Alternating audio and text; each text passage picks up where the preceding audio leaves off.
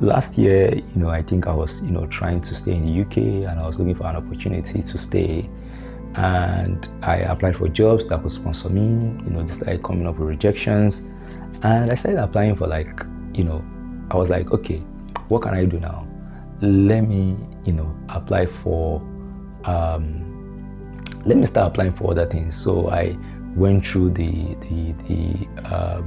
Founders Innovators Visa to stay in the UK. I did, a full-blown business plan. It took me nearly 5 months. I did a full-blown business plan. I, did a full-blown market research in like 2-3 weeks. I was speaking to people.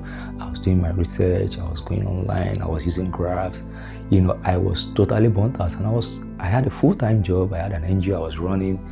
It was a crazy moment for me. And after doing all of those things, did an interview with the people at my endorsement body, did all of sorts, 5 months, to come up with all my application and to do my final submission. And I paid, about £1,200. I, paid money and all of those things. And January, I think around January 15, he came back with a rejection. And before then, already like started also global talent research. I gathered like about 1,222 worth of documents to submit for a global talent research application.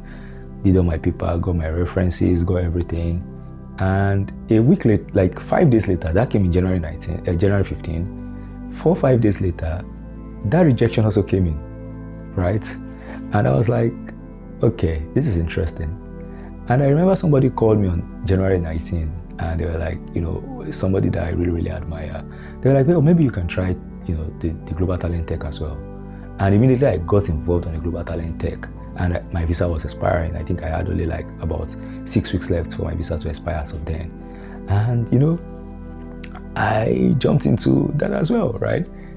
Immediately I started it already. I started building on my portfolio, doing my research, and as of then I said I'm going to launch like an edtech platform as well to ensure that displaced young people and people in underserved communities, whether in Nigeria or Africa or in the UK, can have access to 21st century skills. And I did the whole tech thing, and also that came back as well with a rejection. When that rejection came back, I had only about 2 weeks or 3 weeks left to leave the UK. And I'm going to tell that story another day. I'm not going to tell it now.